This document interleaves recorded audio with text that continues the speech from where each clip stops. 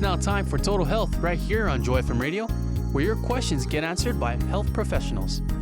If you have any health-related questions, we would love to hear from you. Call your questions and comments in at 472-1111 or text or WhatsApp 686-9999. If you're in the CNMI, please call 323-1113. Welcome everybody to Total Health. Well, Scott, hello. We are back with more Total Health today. I believe I have selected a very interesting topic, and I believe many parents would really be excited to hear that actually education do have impact on health. Yeah, correct. We're talking about education. Many times when we say education, we just imagine, the yellow school buses, so many piles of books, those dreadful tests that we have to take. But do we think about health when we talk about education, or that's something separate, like religion and science? Maybe education and health is actually not related. Well, we are seeing more and more that it is so interconnected, and we're seeing a trend that the more time you spend in education, I'm not saying always formal education, in education, actually you're decreasing the chances of getting sick, and we will see by how far. And for that topic, I was thinking, who can I invite that we can talk about education? And I have here one and only Mr. Dwight Mckeever. Hi, Dwight. Hey. Hello. We're so excited that you're here. People say that you're my male version, or maybe I'm your female version. We are not afraid to do crazy things, to enjoy life to the full. If you haven't heard that name before, Dwight has been acting director for GAA. He also have many other hats. He has been a health coach, a volleyball coach, and what else? What am I missing, Dwight, here? Well, I was in tourism for full-time for 17 years, and then in education for about 20. Wow. Okay. Yeah, in both public school and the private sector. Mostly full-time at Guam Adventist Academy. I taught various subjects, about 7 different subjects each day. I filled in for as administrator when it was needed, and other hats to put on when needed. Right. He jumps in. Maybe you have seen the viral video that he's going down the Nimitz Hills without even holding his, bicycle. And that's him. That's Dwight. And we have someone that is very challenging. He likes to challenge. He likes the challenges. He embraces life. And we are going to talk about health and education.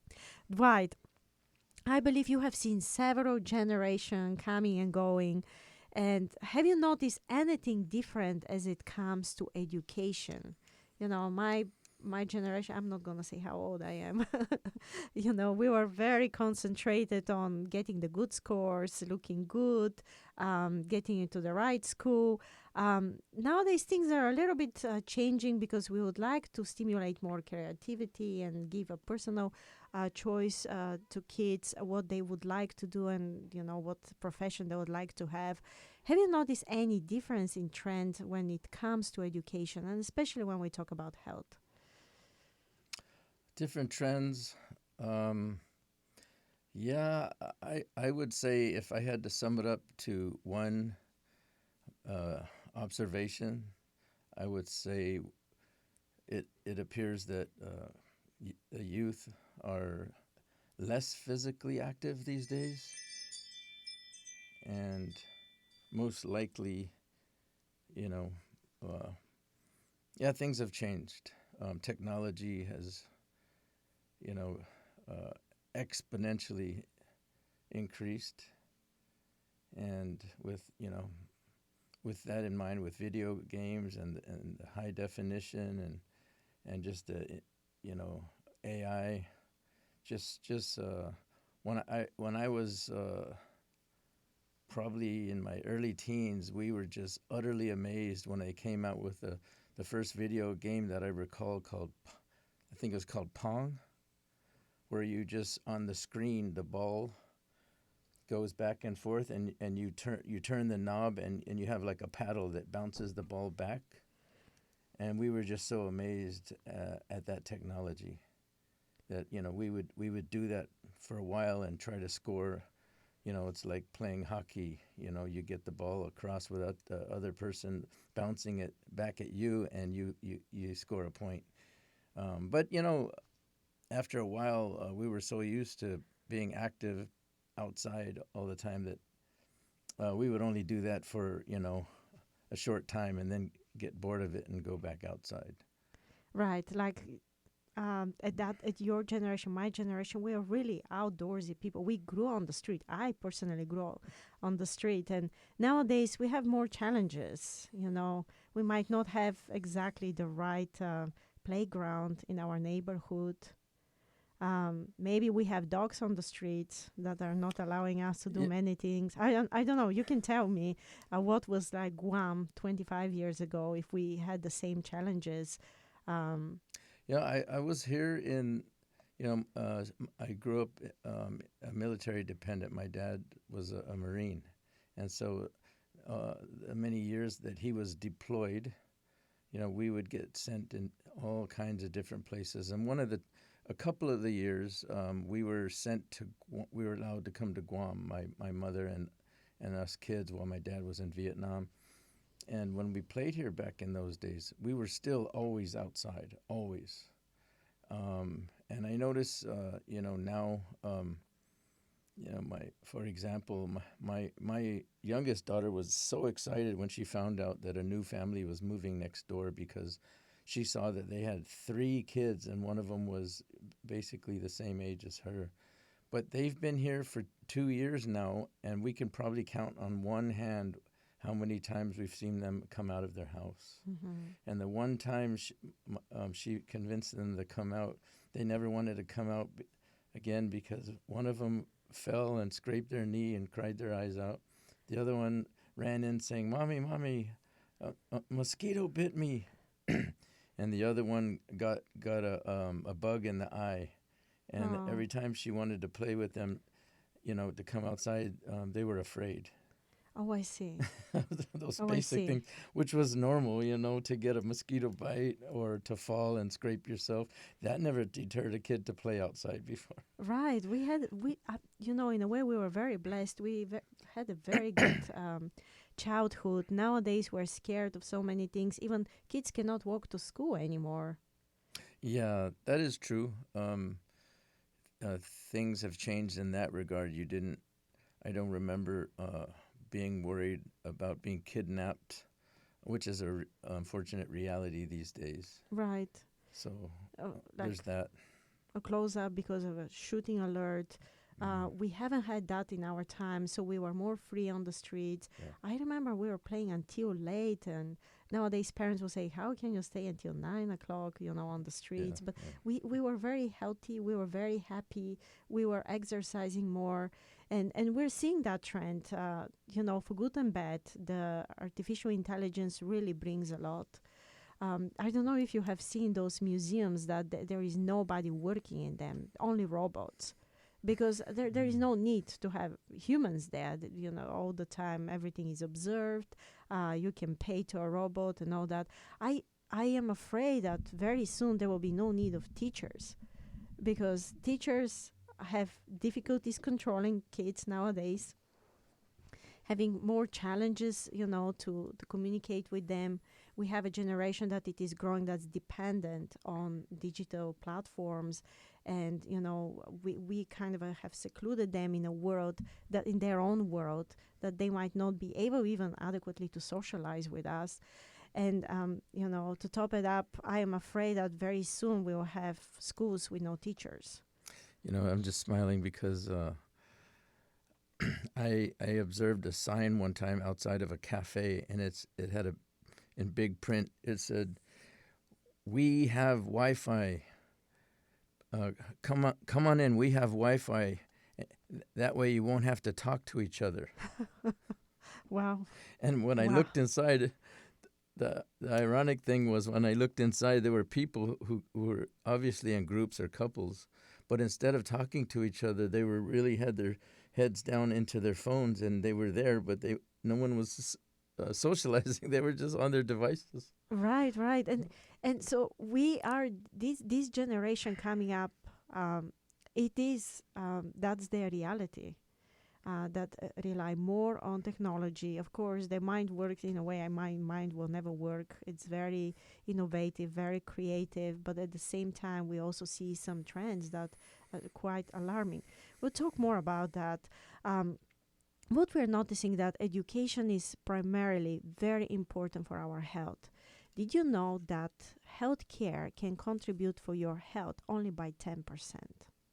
Everything else is your upbringing, is the community, is the neighborhood, is the crime rate, and as well your education. So the healthcare, even though we invest so much in healthcare and it's so expensive to maintain healthcare and doctors are so expensive, visits are so expensive, we contribute just 10% of your health. The best of the best, which just a little bit, a little portion. But everything else comes really from the upbringing, from the, parental teacher guiding for the children, the way they grow, the neighborhood they live in. So we have much to invest more in education in order to see a healthier society. And there is even a statistic I looked into that if people are more educated, they have a chance of living by 2 to 5 years more. It's like, oh, wow, I didn't know that education can actually prolong your life. But it can, because if you make healthier choices, wiser choices, you might not get into troubles that otherwise you would. High school dropouts live 9 years less than their college-educated peers. Adults with a college degree make nearly 75% more than those with a high school diploma. And 4 additional years of education reduces a person's risk of a heart disease by 2.2%, obesity by 5%, and smoking by 12%. So it does really matter, how we live, how we are educated, if we are all the time trying to up our brains and be up to date with the latest, not only technology, but with the latest breakthroughs in science and health. And of course, if you have a better life, better education, you have a chance of having a better salary, being in a better working environment. Probably you might have a peace of mind, and that is very, very important, having a peace of mind. Being able to pay your mortgage, insurance, have great experiences, save for retirement, and so on. So education does matter. And we'll continue talking about that right after the break. We're taking a little break, so go ahead and call in your health question on Guam, 671-472-1111. In the CNMI, 670-323-1113. You can text and WhatsApp in your question, 671-686-9999. We're streaming live on Facebook. Go ahead and leave your comments in the comments section below. You can listen live online, joyfmradio.net. We'll be right back.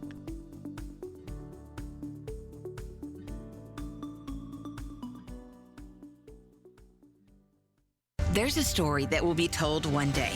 It's easy to overlook what might be said because you're living in the moment and struggling to get through things that might make the pages of your story. Every choice that's made can impact someone's story. When you support the mission of what happens here, you're adding to our story and you're adding to the story of anyone who listens. Your gift helps new information to be added to stories. Give for a storied impact. Joy FM, family-friendly radio. Si Joe Moasi, and thanks for listening to Total Health on Joy FM. We want to hear from you. Call in with your health-related questions at 472-1111. In Guam or in the CNMI, the number to call is 323-1113. Text or WhatsApp us at 686-9999. And now, back to the show.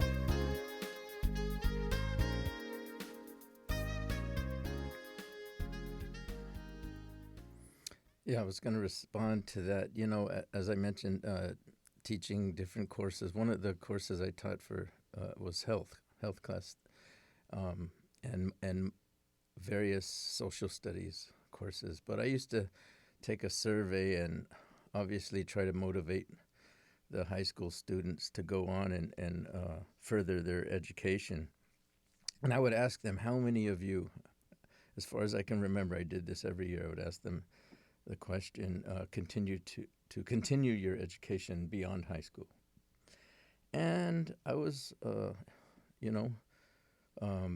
impressed that the majority would raise their hands.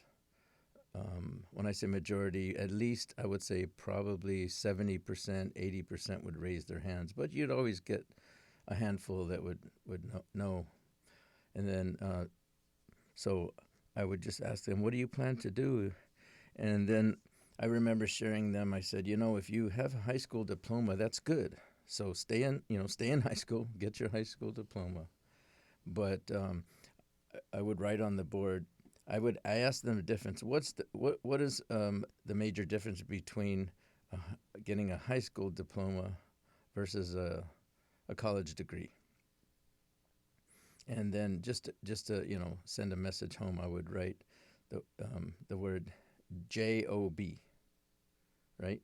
JOB, right? I said, what does this spell? Job. I said, yes.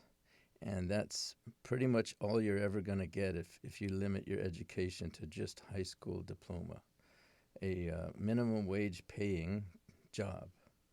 On the other hand, if you continue your education beyond and become a professional with a degree, then you would have what's called a career. And there's various fields of careers in medical, in engineering, and in all kinds of areas. And as you pointed out earlier, the salary difference is not only per year, but over a lifetime. And I would put down the statistic, and I know it has changed drastically since the years I haven't, since I retired from teaching, but it's probably greater now. But it would show the difference between someone's earning power with a high school diploma versus, various degrees. Right. Even nowadays, the statistic shows that 60% of the jobs are skilled jobs. You need to have some skills. You need to have some education to be able to perform. And, the salary drastically drops by 75% when you don't have the education. And then you have to struggle with so many things, how you're going to pay the mortgage, how you're going to take care of your parents, how you're going to take care of your kids, and problems just keep on piling and piling when life surprises you of being unemployed or having a low paid job. It is hard, and the more actually statistic also shows that the more educated you are, doctoral degree, like someone with doctoral degree is basically always employed unless they make some bad choices or they ruin some reputation of an institution. But there is a higher chance of getting better paid job and having a job. It reminds me of a quote, and I can't remember who this quote is. If you know, you can mention the name, but it goes something like, money will not solve all of your problems, but it will allow you to choose what kind of problems you have. Right. Something to that effect. And I have heard another quote that says, whenever you cannot fix with money, you can fix with a lot of money. We know there are more truth to that. Of course, God can intervene and God can do miracles as well. But also God is giving us a free choice to decide how we're going to plan our life. And life planned better, well, and more abundant comes with a good education. And when I'm talking about education, education, educare, comes from Latin word, and it means to lead out, to proceed forward. And that does not stop with your college degree, does not even stop with your doctoral degree. It continues all your life. We need education. We need to constantly engage ourselves in knowing better. Right? Why I'm saying that? I'm saying that because we are realizing nowadays that we have a great technology. We are advancing with our health technology, and we have a sicker population than ever. Why is that? what is happening? We have so many medications. We have discovered so many diseases, how we can treat it, how we can prevent it, and we continue to have a sicker and a sicker education. And public health officials are trying to bring up this concept of health literacy, because we live in this fast-paced world, fast food,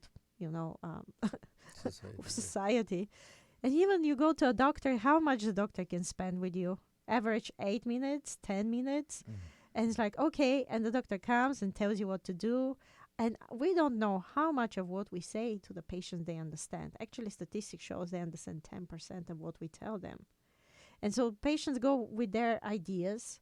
They don't get always the answers from us. They look in internet. Sometimes they have information. Sometimes they find misinformation.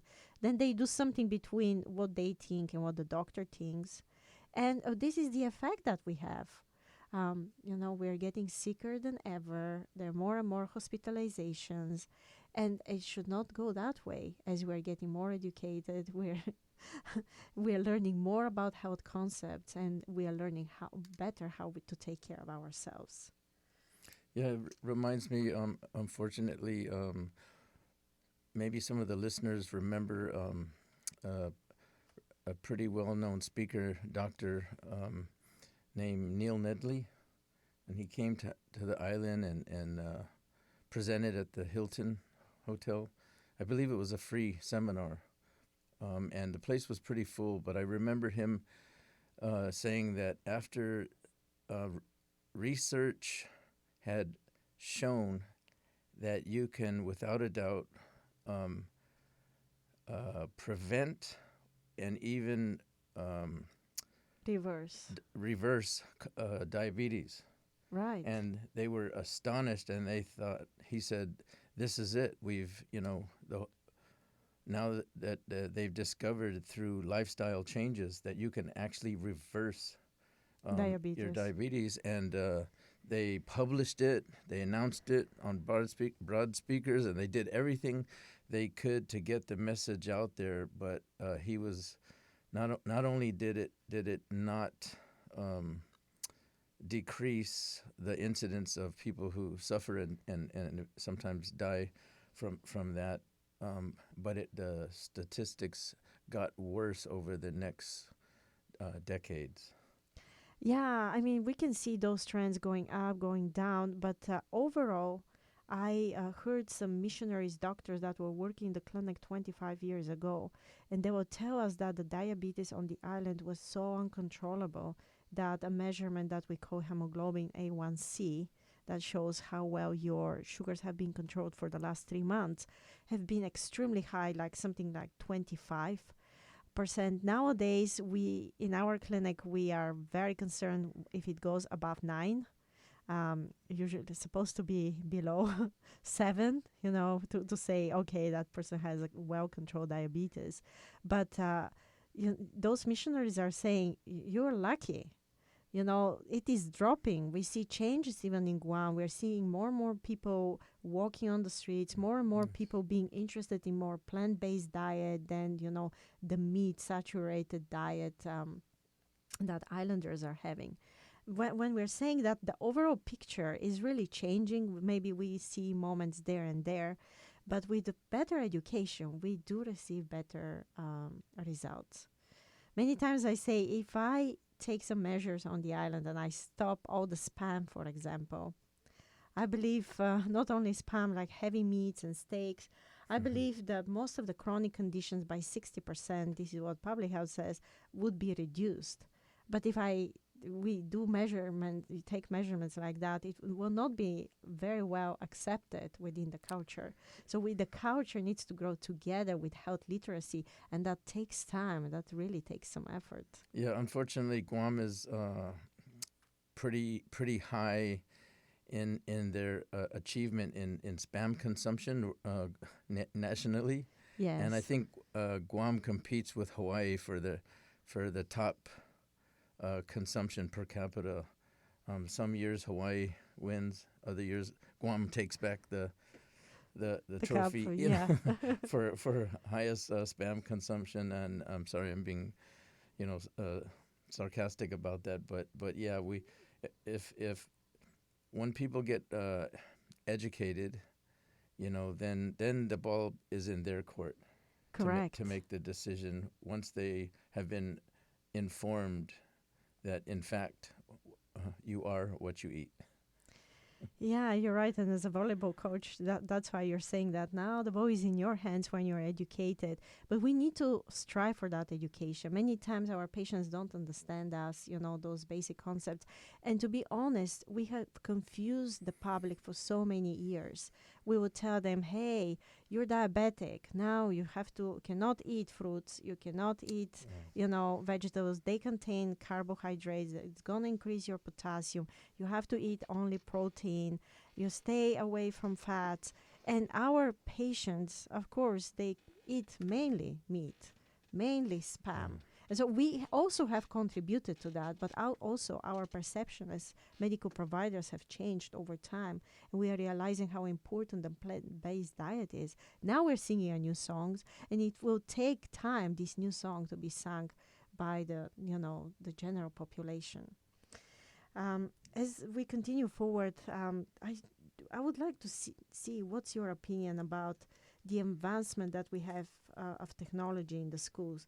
Can you tell that the health of the students somehow deteriorates as we are advancing in technology overall? As far as being sedentary? Yes. Yeah, absolutely. Because of the advancements of technology, as we pointed out earlier, I remember myself, this is even years back, but I was already a young adult, and I had a core group of friends that we would go and play beach volleyball on our days off. And we would try to get there as early as possible when people actually showed up, as early as like 4 o'clock. Oh, wow. And we would play until, in the summer, 7, sun went down, 6:30 otherwise. And yeah, it was just great. We would play that as much as possible, as long as possible. But I remember getting frustrated because that core group of friends of mine that we did that regularly. And, anytime you can exercise, it's great. You're taking, a large step forward to contributing to your health. But if you exercise and you do so outdoors, you get an added benefit because of the fresh air. If you're exercising and you're outdoors and you're getting sunshine, you get a triple benefit. And so the unfortunate inevitability was these guys got into video games, and they were so intense about it that they started to wane. Their participants started to drop until I felt like I was going there alone a lot of times and had been sold out to video games. I know, that's the reality we're facing nowadays. We're going into another break, so call in your health question to 671-472-1111 on Guam and the CNMI 670-323-1113. You can text on WhatsApp us 671-686-9999. We're streaming live on Facebook. Go ahead and leave your comments in the comment section below. You can listen live online, joyfmradio.net. We'll be right back.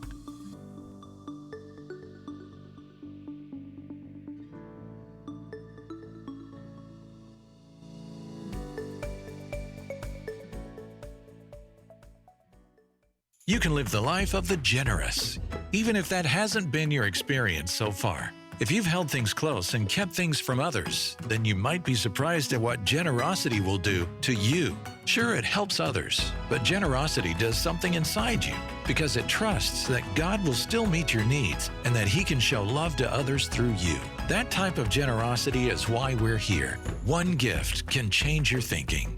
Listener supported. Joy FM. Welcome back. You're listening to Total Health on Joy FM. Call in with your health-related questions to 472-1111 in Guam. If you live in the CNMI, we want to hear from you too. Call 323-1113 or text or WhatsApp us at 686-9999. And now, here's more Total Health. Yes, we're back with more Total Health. And meanwhile, we did get a question from a listener.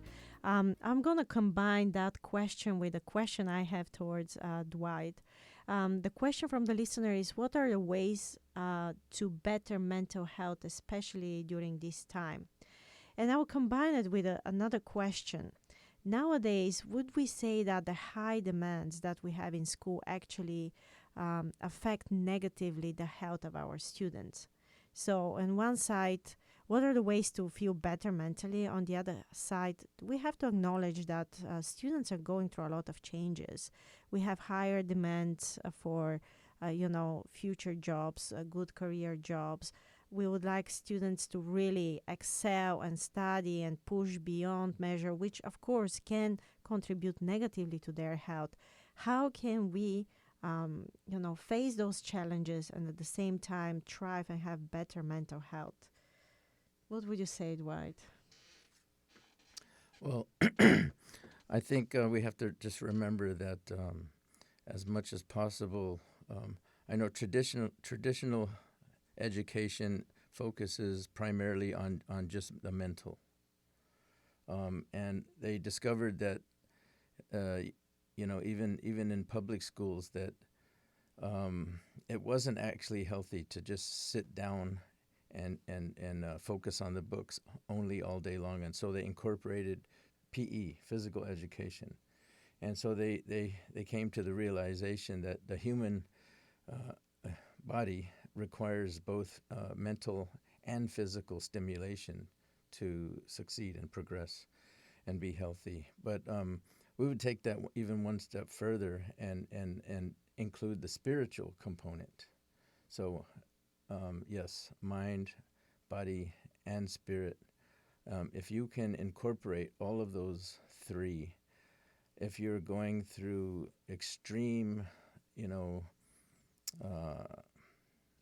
studying, let's say your postgraduate studies, and you every minute, every hour is dedicated to just poring over books and studying.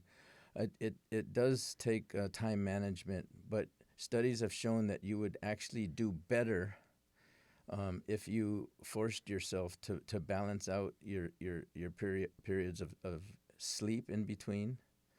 Of course, lifestyle plays a large component in that, and it's tempting to say, if some is good, more is better. So to beat out my competition, my classmates, and get top of the class, I'm just going to study, and that's all I'm going to do. But in the end, you don't do as well as you would have or could have if you used better time management and you mixed in the reality of body and spirit as well. Correct, and I'm glad you're mentioning that, because also when you study too much, you might develop an arrogant attitude. This is one of the side, effects of too much education, and we have to stay humble, because we know arrogance always precedes a big, failure, and we don't have to go that way. Pride comes before a fall. Pride comes before fall. This is what I was trying to say.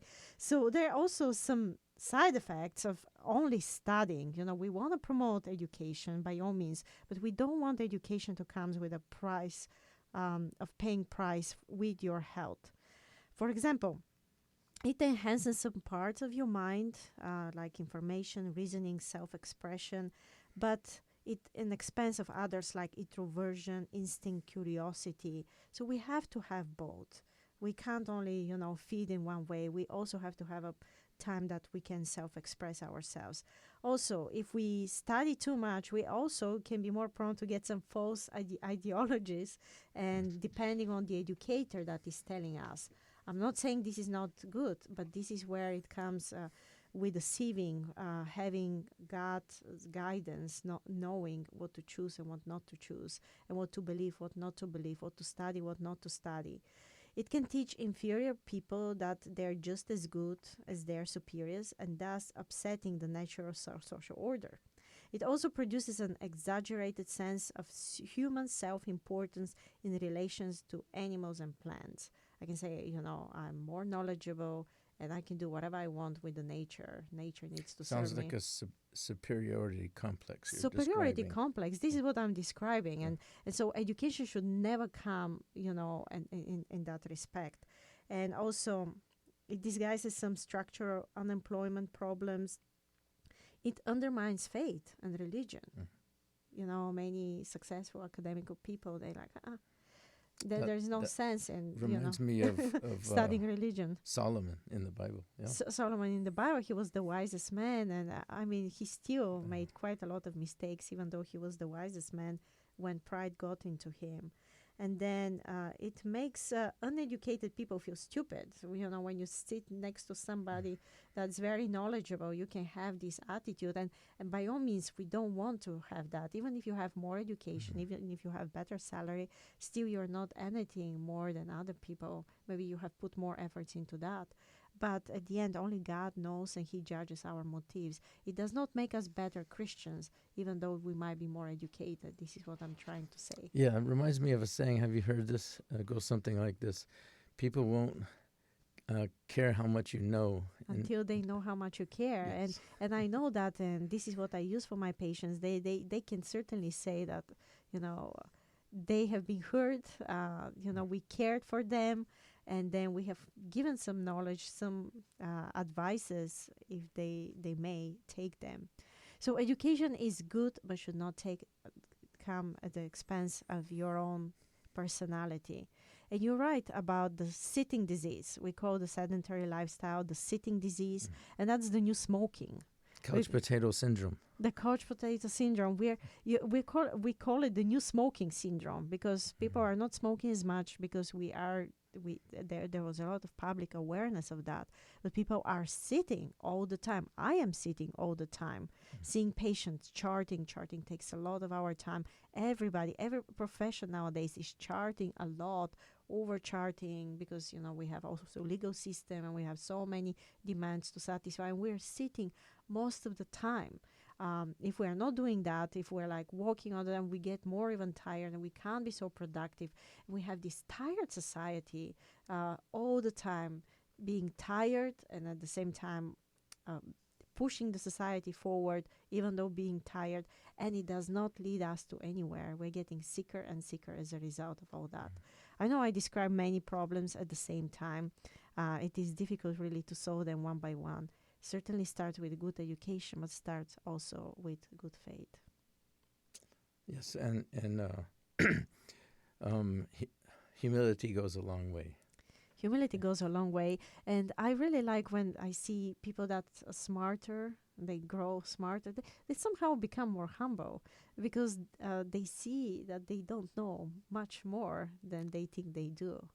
Yeah, I heard another saying, now that we're talking about sayings, is that the more I learn, the more I realize how much I don't know. Something like that. Correct. So how much we don't know. And many times I tell my patients, I really don't know. I don't know right now what's happening with you, but I'm going to find out. With God's help and your help, we will arrive at that place. We're looking for this moment that we can really communicate with our patients in a way that we will come together to a solution. It's not us telling them what to do, because we are realizing not always they grasp what we tell them.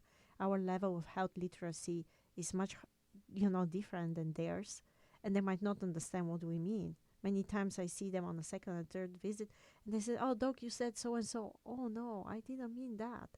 We have quite a lot of misunderstanding, but we are hoping that we, as professionals, will come down to their level, and they will rise up, and we will increase overall our health literacy among the population, and we will be able to work in better teams to have better health care.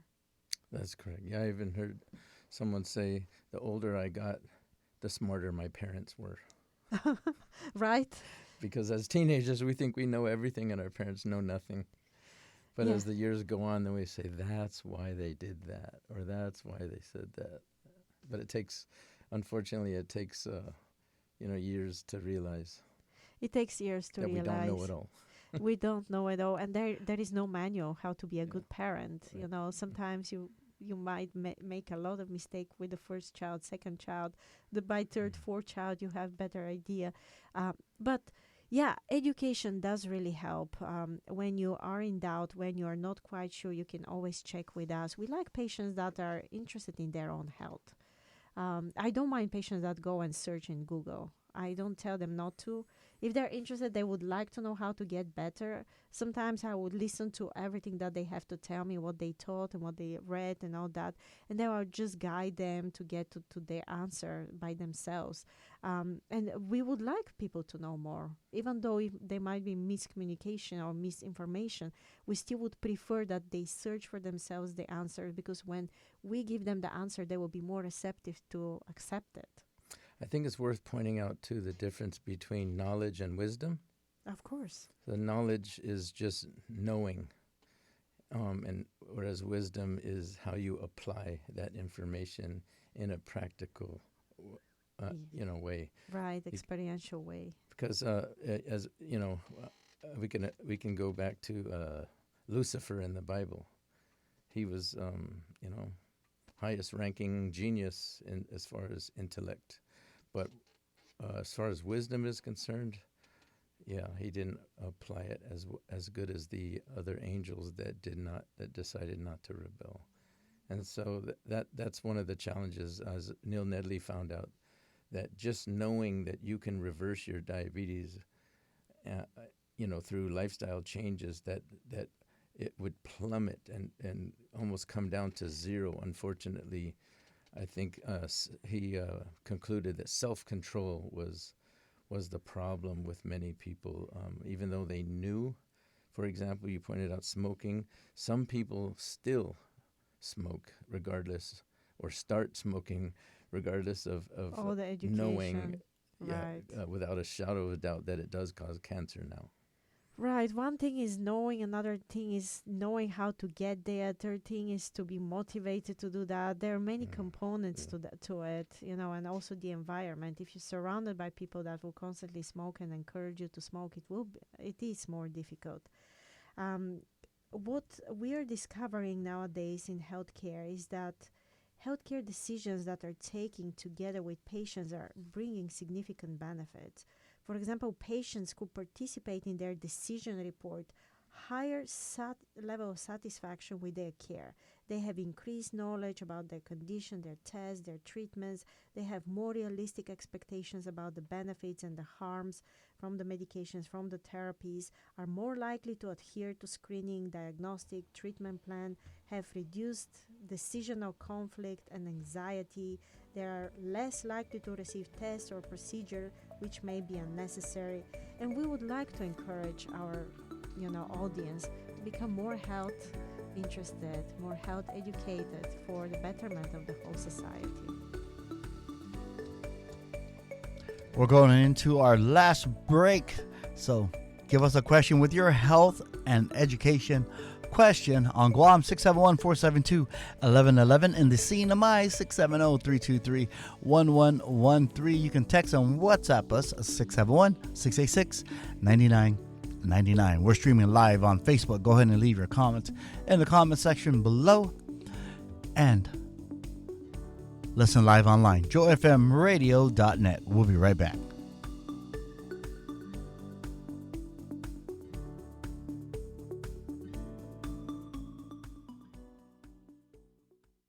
The Word of God from Isaiah 54. Fear not, for you will not be put to shame. In this weary world, chasing after dreams. Neither feel humiliated, for you will not be disgraced. But you will forget the shame of your youth. For a brief moment I forsook you, but with great compassion I will gather you. In an outburst of anger I hid my face from you for a moment, but with everlasting loving kindness I will have compassion on you, says the Lord your Redeemer. Now I know that there is a love that will not let me go. When I swore that the waters of Noah should not flood the earth again, so I have sworn that I will not be angry with you. Love that will not let me go. For the mountains may be removed and the hills may shake, but my loving kindness will not be removed from you. From Joy FM. And we're back with more Total Health. Give us a call with your medical questions. Number to call in Guam is 472-1111. If you're in the Sea of Mind, the number to call is 323-1113. Or you can text or WhatsApp us at 686-9999. Now back to the program. You know, Dwight, I was just thinking that no matter how well and educated we are about health, we still need some power from above. Even if we know how to take care of ourselves and we know everything, there are so many predisposing factors to make us sick in this world. And many times things are actually beyond our control, even beyond the control of doctors. This is where we need God in every single moment. I'm just curious, what have you found to be important? Like, does the Bible talk about education being linked somehow to our better well-being? Yes, I think of verses like John 8:32, that Jesus said, "You shall know the truth, and the truth shall make you free." So that's a wonderful promise that we can take seriously. There's also Colossians 2:8, "Give instruction to a wise man, and he shall be still wiser.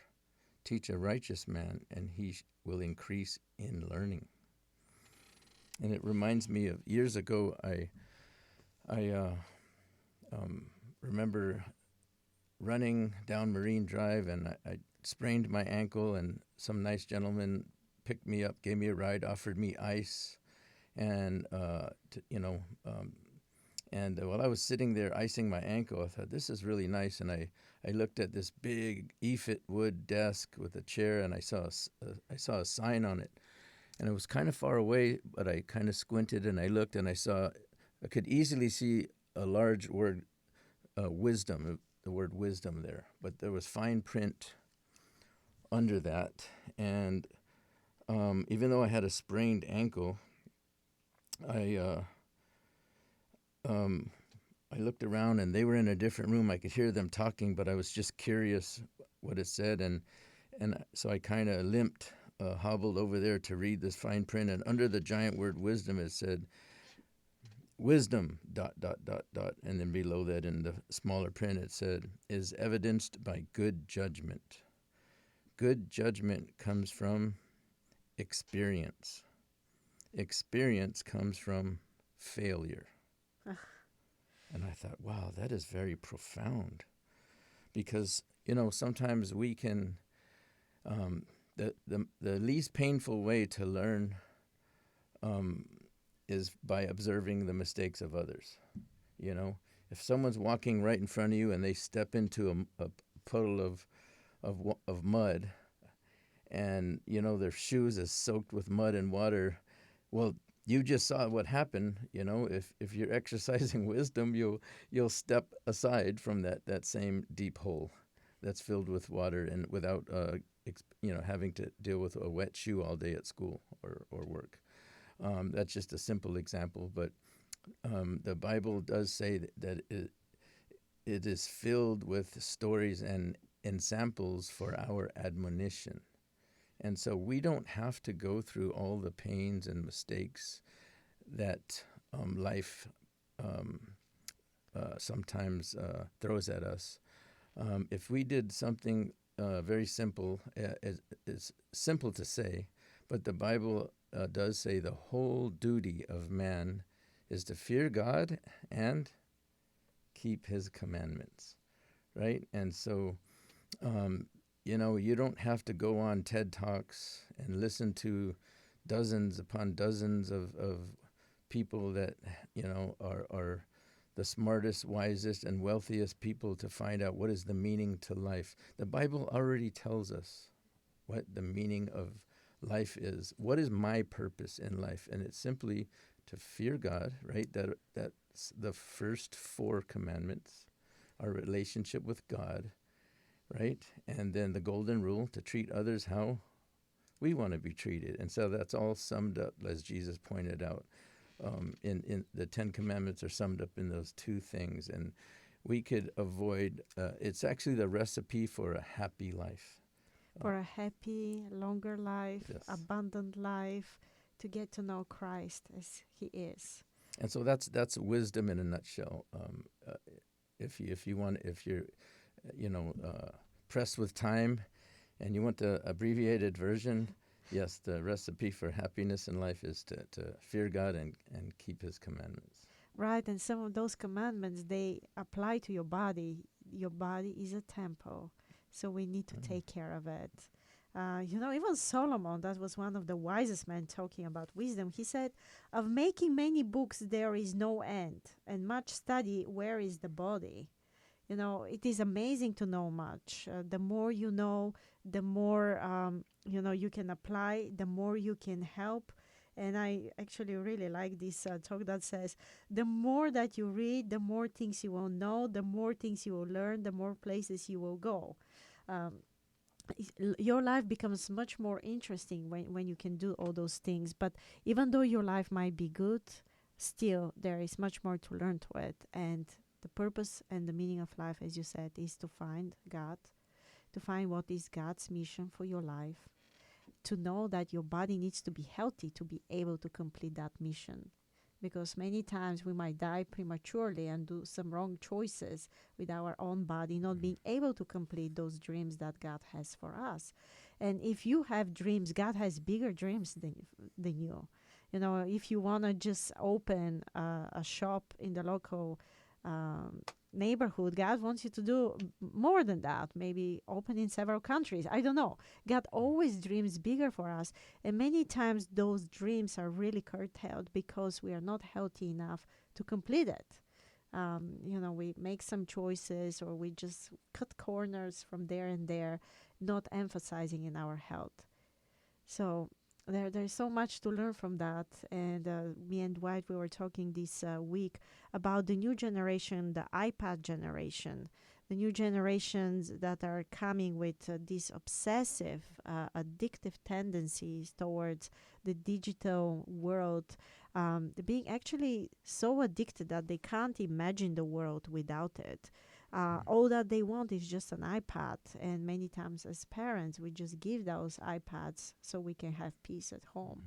But we also are growing kids that rely entirely on technology. Their communicative skills are less, pronounced. And then we develop inadequate social skills. People feel awkward in social environments. They think there is something wrong with them. We see more anxiety and depression going among young children.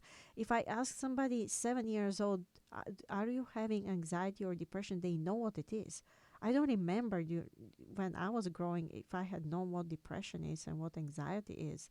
I think I learned that much later in my age. So we're seeing more mental health problems nowadays as a result of technology. But if we can combine technology with spirituality, with physical health, with spiritual health, we'll grow generation that will not be tired, to push forward the society, but can actually attain to the dreams that God has for our generation. Yeah, I think of Proverbs has so much to say on that, but Proverbs 16:16 says that having wisdom and understanding is better than having silver or gold, right? And Timothy, 2 Timothy 2, or 1 Timothy 2:15, I believe it is, tells us that we should study and show God that we understand truth. Or some versions say to show yourself approved. So this verse refers to knowing God's word and being able to point out false teachings and just wrong think. Right. Is one way to top of it. And if someone is in the process of deceiving you or conning you or trying to sell you snake oil, how would you know? If you unless you yourself did not receive a proper education. And the Bible says, that we are to divide the word rightly. So the implication there is that if instructs us to divide the word correctly, rightly or correctly, then conversely, you can twist the scriptures and divide it in a wrong interpretation. Right. And so, some people will tell you, yeah, it doesn't matter what you eat. There was a famous, well-known runner named Jim Fix. I don't know if you heard of him, but he was a marathon champion back, I believe, in the 60s or something like that, 60s or 70s. And he was a top marathon runner. And his philosophy was, it doesn't matter what you put inside you. And so he would have donuts and coffee for breakfast, and just soda but he said, as long as you're moving and you exercise, your body will burn it up, and it really doesn't matter what you put inside you. So unfortunately, Jim Fix died of a massive, I believe it was a heart attack, during a marathon. And unfortunately, when they did an autopsy on him, because of his diet, they said he had an extremely healthy heart, the heart of a top Olympic athlete. However, his arteries were so clogged that the blood flow could not, make it to the vital organs, and he died in his 30s. And so we learned a hard lesson that it really does matter what you put in your body. Right. There are so many things that really matters, and God has promised us the yes prayer. If you pray for wisdom, God will give it to you generously. This is what Solomon, as a young ruler, he was just 9 years old when he was appointed to the throne. And God asked him, he said, my son, whatever you want, I'm going to give it to you. And he asked for wisdom. He asked for double portion of wisdom. We will finish with Matthew 6:33 that says that above all things in our lives we should see God, and everything else will be provided for us. This is as important as education. It should never come before your relationship with God. Keep strong, keep pushing forward, keep God first. Thank you, Elena, and thank you, Mr. Dwight Mckeever. Tune in next Wednesday for more Total Health. Be sure to check with your doctors before making any sudden life changes discussed today. Total Health is brought to you in partnership with Guam Seventh-day Adventist Clinic, where health is their mission.